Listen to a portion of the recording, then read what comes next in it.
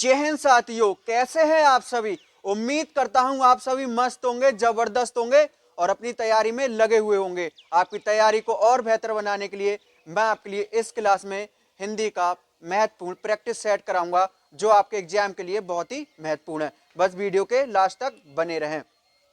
आइए दोस्तों, स्टार्ट करते हैं। पहला प्रश्न है दोस्तों हमारा, प्रश्न नंबर 1 है, निम्न में अर्थालंकार का भेद है। क्या प्रश्न है दोस्तों हमारा, निम्न में अर्थालंकार का भेद है। आपको यहां पर ऑप्शन दिख रहे हैं। पहला है अनुप्रास, दूसरा है यमक, तीसरा है श्लेष और ऑप्शन डी है उत्प्रेक्षा। क्या क्या ऑप्शन है दोस्तों? पहला ऑप्शन है अनुप्रास अलंकार और ऑप्शन बी है यमक अलंकार, ऑप्शन सी है श्लेष अलंकार और ऑप्शन डी है उत्प्रेक्षा अलंकार। आप इन चार ऑप्शंस को ध्यान से देखिए और बताइए इसमें से अर्थालंकार का कौन सा भेद होगा। इस प्रश्न को सॉल्व करने से पहले या इसका जवाब देने से पहले हम अलंकार के बारे में कुछ जान लेते हैं। दोस्तों हमारे जो अलंकार होते हैं वो 3 प्रकार के होते हैं। कितने प्रकार के होते हैं? 3 प्रकार के होते हैं। और जो हमारे एग्जाम में प्रश्न बनते हैं वो सिर्फ 2 ही अलंकारों से पूछे जाते हैं। पहला होता है शब्दालंकार, दूसरा होता है अर्थालंकार और तीसरा होता है उभयालंकार। इस अलंकार से हमारे एग्जाम में कोई भी प्रश्न नहीं बनता है। हमारे जो एग्जाम में प्रश्न बनेंगे वो इसी अलंकारों से बनेंगे, इन्हीं दोनों अलंकारों से बनेंगे। प्रश्न को सॉल्व करने का जो सही तरीका होता है, 3 ऑप्शंस को एलिमिनेट कर दो और जो आंसर ऑप्शन बचेगा वही हमारा आंसर होगा। इससे क्या होगा कि हमारे जो आंसर है वो आंसर गलत होने का कम चांसेस रहेंगे। तो शब्द अलंकार के हम भेद जान लेते हैं कौन कौन से होते हैं। शब्द अलंकार के जो भेद होते हैं दोस्तों वो होते हैं, पहला है अनुप्रास, दूसरा है यमक और तीसरा है श्लेष। कौन सा है दोस्तों? श्लेष। ये हो गए हमारे शब्द अलंकार के भेद। तो हमारा एक ही ऑप्शन बचता है इसमें, डी उत्प्रेक्षा अलंकार। यही हमारा क्या हो जाएगा? आंसर। क्या हो जाएगा दोस्तों? आंसर। अर्थालंकार के भी काफी भेद होते हैं, मैं आपके लिए सिर्फ महत्वपूर्ण भेद लिखवा देता हूं जो आपके एग्जाम के लिए महत्वपूर्ण है। अर्थालंकार के में पहला है उत्प्रेक्षा। अर्थालंकार का जो पहला भेद है उत्प्रेक्षा अलंकार, दूसरा उपमा अलंकार, तीसरा रूपक अलंकार, चौथा संदेह अलंकार, पांचवा भ्रांतिमान अलंकार। उत्प्रेक्षा अलंकार, उपमा अलंकार, रूपक अलंकार, संदेह अलंकार, भ्रांतिमान अलंकार और मानवीकरण अलंकार।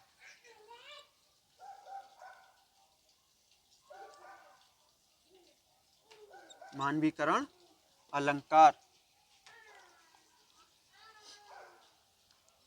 इन भेदों से आपके एग्जाम में प्रश्न देखने को मिलते हैं। वैसे अर्थ अलंकार के और भी भेद होते हैं पर ये इंपोर्टेंट हैं।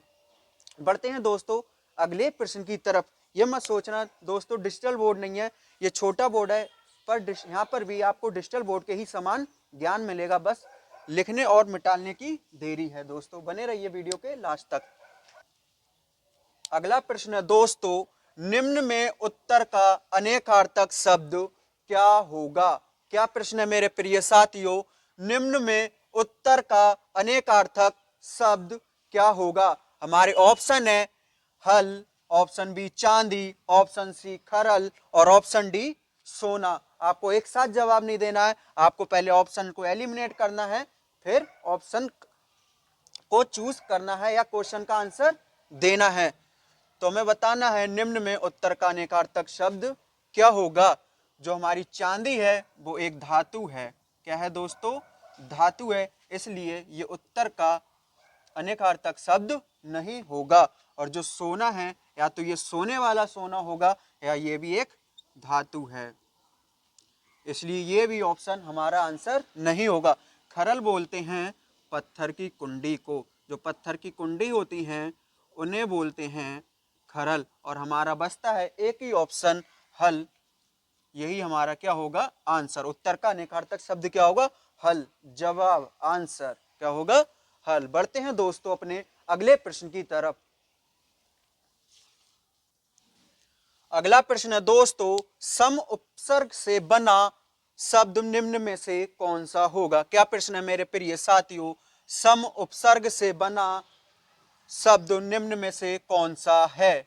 ये ऑप्शन दिए गए हैं, आप लिए बताना है कि जो सम उपसर्ग से बना शब्द है वो इनमें से कौन सा है। हमें सिर्फ क्या करना है, ऑप्शंस को हटाना है। जो एक ऑप्शन रह जाएगा वो ही हमारा क्या होगा आंसर। आइए ऑप्शन को हटाते हैं।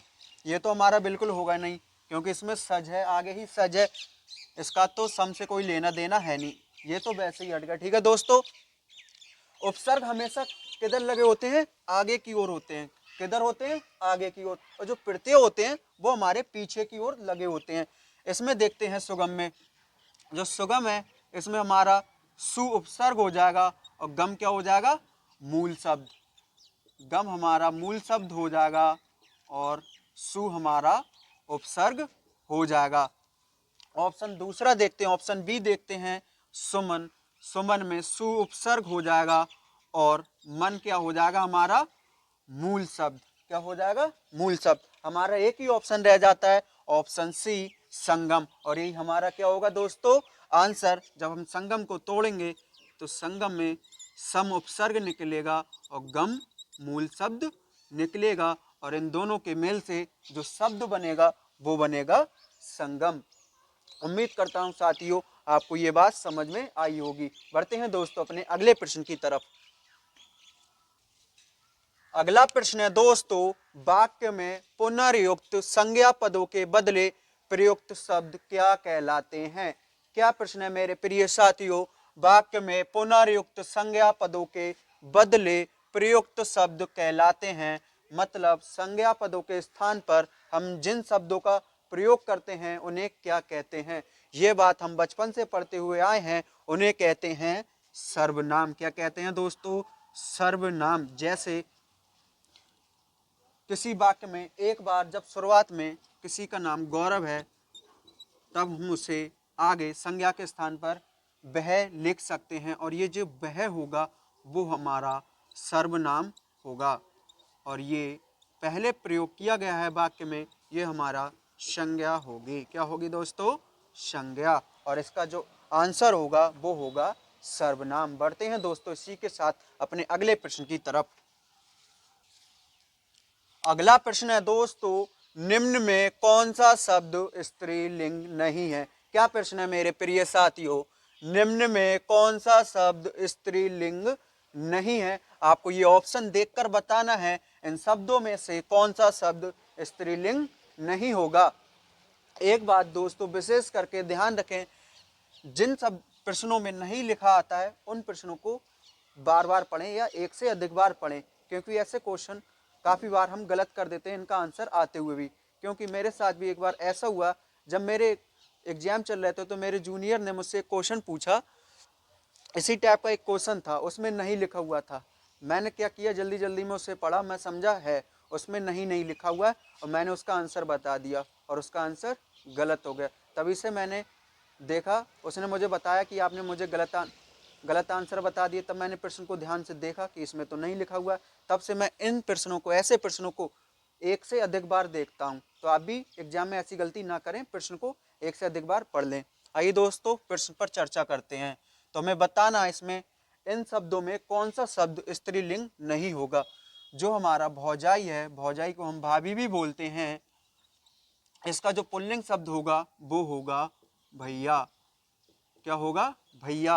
और जो हमारा भौजाई है, भाभी है, वो हमारा स्त्रीलिंग शब्द है। बढ़ते हैं अगले ऑप्शंस की ओर। ये तो हमारा ऑप्शन गलत होगा। अगला ऑप्शन है नंदोई। क्या है दोस्तों, नंदोई। नंदोई का जो स्त्रीलिंग शब्द होता है वो होता है ननद। क्या होता है मेरे प्रिय साथियों? ननद। और जो नंदोई होगा वो होगा हमारा पुल्लिंग शब्द। और यही हमारा क्या हो जाएगा? आंसर। क्या हो जाएगा मेरे प्रिय साथियों? आंसर। बढ़ते हैं दोस्तों इसी के साथ अपने अगले प्रश्न की तरफ। अगला प्रश्न है दोस्तों, पर्यायवाची की दृष्टि से असंगत युग्म है। पर्यायवाची की दृष्टि से असंगत युग्म है, मतलब आपको इन ऑप्शन में से देख के बताना है असंगत युग्म कौन सा है पर्यायवाची की दृष्टि से। तो हम ऑप्शंस की ओर देखते हैं। तो पहला ऑप्शन है कुबेर और मघवा। कुबेर का पर्यायवाची मघवा नहीं होता है और यही हमारा क्या हो जाएगा? आंसर। ये असंगत युग्म है। और भी ऑप्शन चेक कर लेते हैं। ऑप्शन बी है अमृत सुधा। अमृत का पर्यायवाची सुधा भी होता है। कपड़ा का पर्यायवाची अंबर भी होता है। ऑप्शन डी कमल को ताम्रस भी बोलते हैं। हमारा जो आंसर होगा या संगत युग होगा वो होगा कुबेर मघवा। यही हमारा आंसर होगा। बढ़ते हैं दोस्तों इसी के साथ अपने अगले प्रश्न की तरफ। अगला प्रश्न है दोस्तों, सुमित्रा नंदन पंत को किस कृति के लिए ज्ञानपीठ पुरस्कार मिला? क्या प्रश्न है मेरे प्रिय साथियों? एक ऐसी कृति जो सुमित्रा नंदन पंत द्वारा लिखी गई हो और उन्हें उस कृति के लिए ज्ञानपीठ पुरस्कार दिया गया या मिला। ये बहुत ही महत्वपूर्ण प्रश्न है और ऐसे प्रश्न बहुत ही महत्वपूर्ण होते हैं और इन प्रश्नों का आंसर हमें पहले से ही पता होना चाहिए। इसका आंसर होगा वो होगा चिदम्बरा। चिदम्बरा एक ऐसी कीर्ति है जिसे सुमित्रा नंदन को जिसके लिए सुमित्रा नंदन पंत को ज्ञानपीठ पुरस्कार से सम्मानित किया गया। बढ़ते हैं दोस्तों अगले प्रश्न की तरफ। अगला प्रश्न है दोस्तों, निम्न में कौन सा शब्द शुद्ध होगा या कौन सा शब्द शुद्ध है? इन ऑप्शन में से आपके लिए बताना है इनमें कौन सा शब्द शुद्ध है। आइए ऑप्शन पर चर्चा करते हैं। पहला ऑप्शन है गुरुता। यही हमारा शुद्ध शब्द है जिसका अर्थ होता है महान होने की अवस्था। महान होने की अवस्था या भाव। महान होने की अवस्था या भाव क्या कहलाती है? गुरुता। और यही हमारा आंसर होगा और यही शुद्ध शब्द है। और भी इन ऑप्शन पे बात करते हैं। औदार्य, ये हमारा अशुद्ध शब्द है। जो शुद्ध शब्द होगा वो होगा औदार्य। क्या होगा? औदार्य। और इसका अर्थ होता है उदारता। क्या होता है मेरे प्रिय साथियों? देश के होने वाले जाबाज सिपाहियों, क्या होता है? उदारता। औदार्य का शुद्ध शब्द होगा वो होगा औदार्य। क्या होगा? औदार्य। ऑप्शन सी है ऐश्वर्य। इसका सही सही या शुद्ध शब्द होगा वो होगा ऐश्वर्य। क्या होगा? ऐश्वर्य। इसका अर्थ होता है ईश्वरीय विभूति। क्या होता है मेरे प्रिय साथियों? इसका अर्थ ईश्वरीय विभूति। ऑप्शन डी है कौतन्य। क्या है? कौतन्य। ये एक अशुद्ध शब्द है जिसका जो शुद्ध शब्द होता है वो होता है कौन्तेय। क्या होता है? कौन्तेय। और इस शब्द का अर्थ होता है अर्जुन के नामों में से एक नाम। अर्जुन के एक नामों में से एक नाम क्या कहलाता है? कौतन्य। और ये हमारा शुद्ध शब्द होगा और ये हमारा अशुद्ध शब्द होगा। इस प्रश्न का जो जवाब होगा या आंसर होगा वो होगा गुरुता, जिसका अर्थ होता है महान होने की अवस्था या भाव। बढ़ते हैं दोस्तों अपने अगले प्रश्न की तरफ। अगला प्रश्न है दोस्तों, अनल शब्द का पर्यायवाची ज्ञात करो या अनल शब्द का पर्यायवाची क्या होगा? आपके सामने ये ऑप्शन है, आपको इन ऑप्शंस को देख के बताना है अनल शब्द का पर्यायवाची शब्द क्या होगा। आइए दोस्तों ऑप्शन पर हम बात करते हैं। पावक का एक पर्यायवाची शब्द और होता है जिसे हम बोलते हैं अग्नि। क्या बोलते हैं? अग्नि। या पावक के लिए हम अग्नि भी बोलते हैं। वरुण को हम अंबुराज भी बोलते हैं या वरुण का पर्यायवाची एक अंबुराज भी होता है। पवन को वायु भी बोलते हैं या वायु इसका एक पर्यायवाची होगा। व्योम, व्योम बोल लो या आसमान बोल लो, बात एक ही है क्योंकि ये एक दूसरे के पर्यायवाची हैं। बात करते हैं अपने प्रश्न पर। अनल शब्द का पर्यायवाची ज्ञात करो या पर्यायवाची क्या होगा। जो अनल शब्द का पर्यायवाची होता है वो होता है दोस्तों पावक। क्या होता है दोस्तों? पावक, अग्नि। बढ़ते हैं दोस्तों इसी के साथ अपने अगले प्रश्न की तरफ। अगला प्रश्न है दोस्तों, निम्न में से शुद्ध वाक्य है। इन आपको ये ऑप्शन देखने और बताना है इनमें से कौन सा वाक्य शुद्ध होगा। आइए ऑप्शन की ओर देखते हैं। पहला ऑप्शन है हमारा, यहाँ शुद्ध भैंस का दूध मिलता है। क्या ऑप्शन है पहला? यहाँ शुद्ध भैंस का दूध मिलता है। क्या लिखा हुआ है? शुद्ध भैंस। भैंस तो शुद्ध ही होती है, इसका ये वाक्य शुद्ध है। इसका जो शुद्ध वाक्य होगा वो होगा, यहाँ भैंस का शुद्ध दूध मिलता है। दूध से पहले शुद्ध लगेगा, ना कि भैंस से पहले शुद्ध लगेगा, इसलिए ऑप्शन हमारा गलत होगा। ऑप्शन बी है, वह सोमवार के दिन आएगा।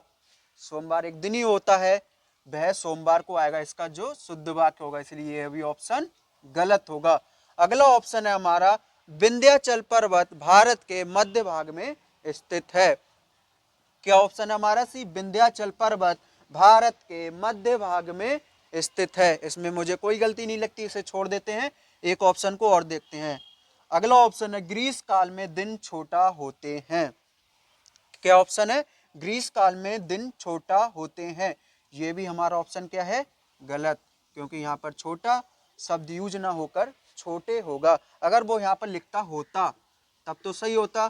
ग्रीष्म काल में दिन छोटा होता है, पर यहाँ पर क्या लिखा हुआ? होते, बहुवचन, तो यहाँ पर भी क्या, कौन सा शब्द आएगा? बहुवचन शब्द आएगा और इसका होगा छोटे।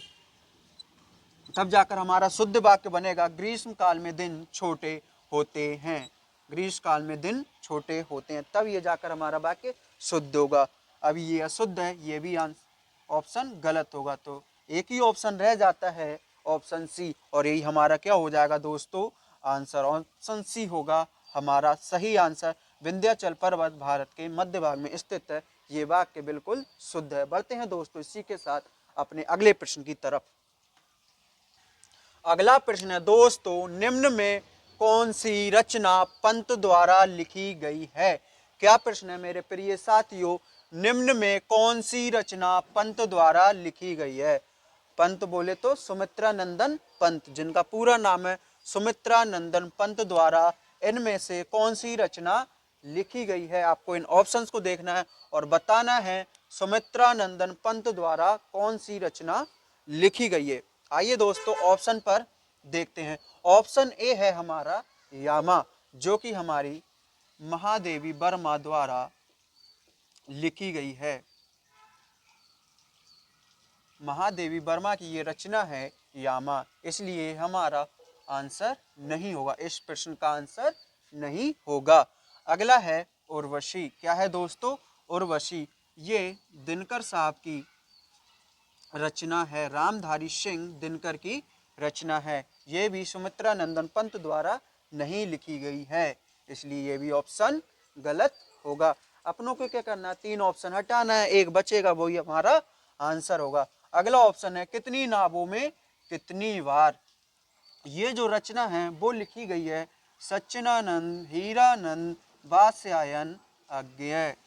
ये अज्ञेय जी द्वारा लिखी गई है। सच्चिदानंद हीरानंद वात्स्यायन अज्ञेय द्वारा रचना लिखी गई है, कितनी नावों में कितनी बार। ये भी सुमित्रा नंदन पंत द्वारा नहीं लिखी गई है, इसलिए ये भी हमारा आंसर नहीं होगा। बचता है हमारा एक ही ऑप्शन, चिदम्बरा। हम अभी पिछले प्रश्न में पढ़ के आए हैं कि चिदम्बरा कीर्ति के लिए सुमित्रा नंदन पंत के लिए ज्ञानपीठ पुरस्कार मिला, इसलिए ये रचना किसके द्वारा लिखी गई है? सुमित्रा नंदन पंत द्वारा लिखी गई है, जिसके लिए ज्ञानपीठ पुरस्कार मिला। कौन सा पुरस्कार मिला? ज्ञानपीठ पुरस्कार मिला, जो हम अभी पिछले क्वेश्चन में पढ़कर आ रहे हैं। बढ़ते हैं दोस्तों अपने अगले प्रश्न की तरफ। अगला प्रश्न है दोस्तों, कोई दूसरा नहीं किस विधा की रचना है। क्या प्रश्न है मेरे प्रिय साथियों, कोई दूसरा नहीं किस विधा की रचना है। आपके लिए इन ऑप्शंस को देखना है और बताना है कोई दूसरा नहीं किस विधा की रचना है। तो ये रचना है वो होगी हमारी काव्य संग्रह। इसका आंसर है वो होगा काव्य संग्रह। और ये काव्य संग्रह कोई दूसरा नहीं कुंवर नारायण सिंह द्वारा लिखा गया है या रचित किया गया है। कुंवर नारायण सिंह द्वारा रचित काव्य संग्रह है। कोई दूसरा नहीं कुंवर नारायण सिंह द्वारा रचित काव्य संग्रह है, जिसके लिए उन्हें 1995 में अकादमी पुरस्कार से सम्मानित किया गया। सन 1995 में जिसके लिए उन्हें अकादमी पुरस्कार से सम्मानित किया गया। कोई दूसरा नहीं एक काव्य संग्रह है जिसे कुंवर नारायण सिंह द्वारा लिखा गया है या रचित किया गया है, जिसके लिए उन्हें 1995 में अकादमी पुरस्कार से सम्मानित किया गया। बढ़ते हैं दोस्तों इसी के साथ अपने अगले प्रश्न की तरफ। अगला प्रश्न रहा आपके सामने।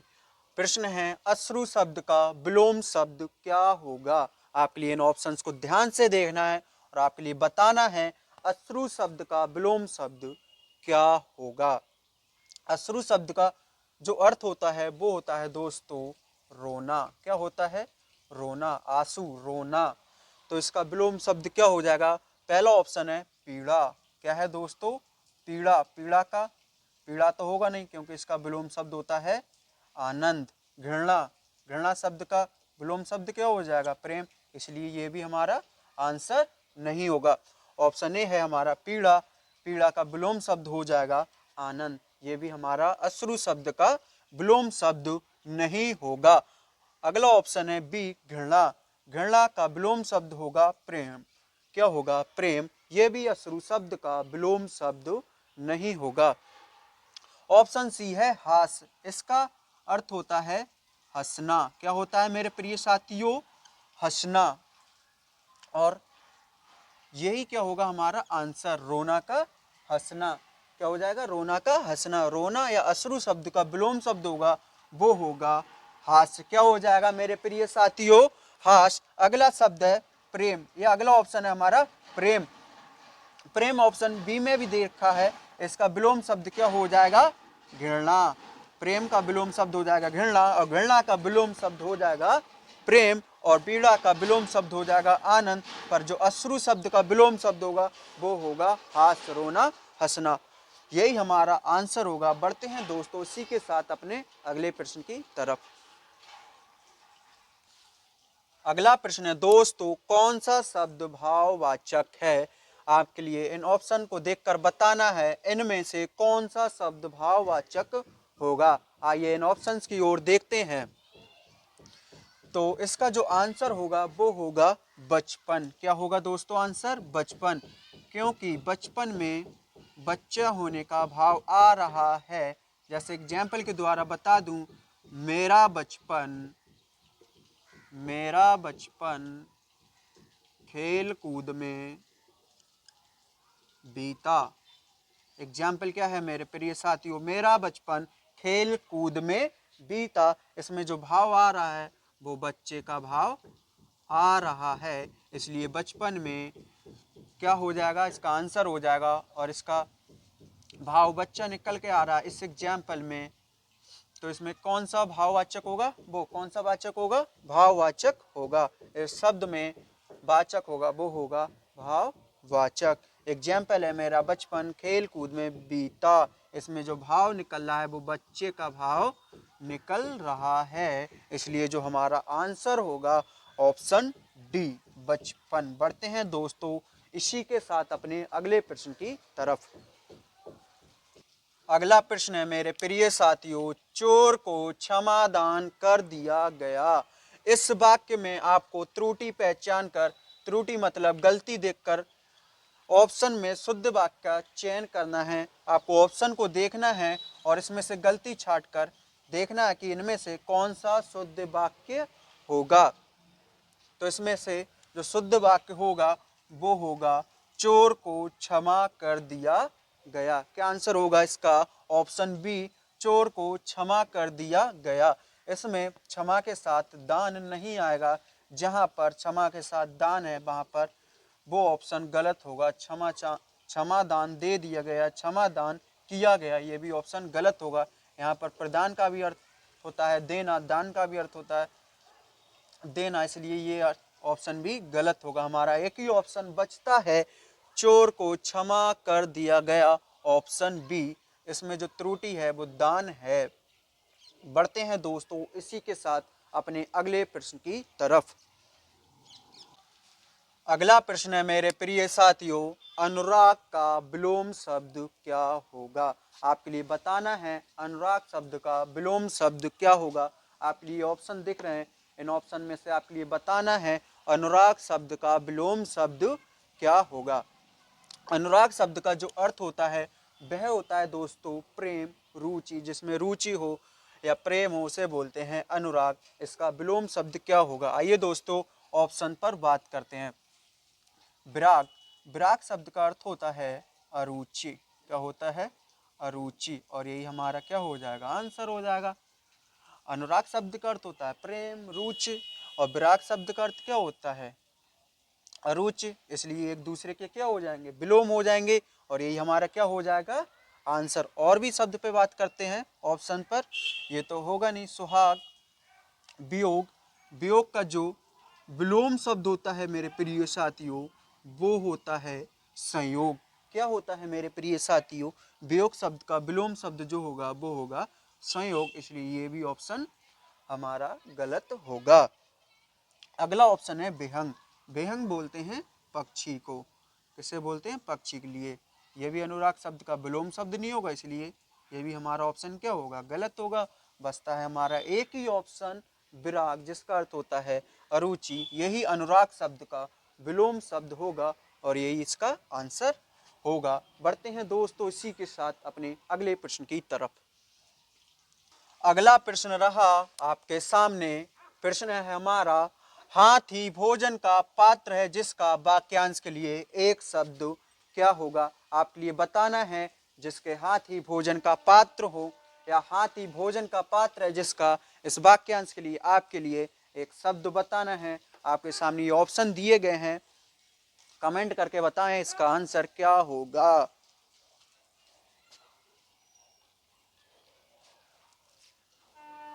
इसका आंसर होगा दोस्तों वो होगा करपात्री। क्या होगा मेरे प्रिय साथियों?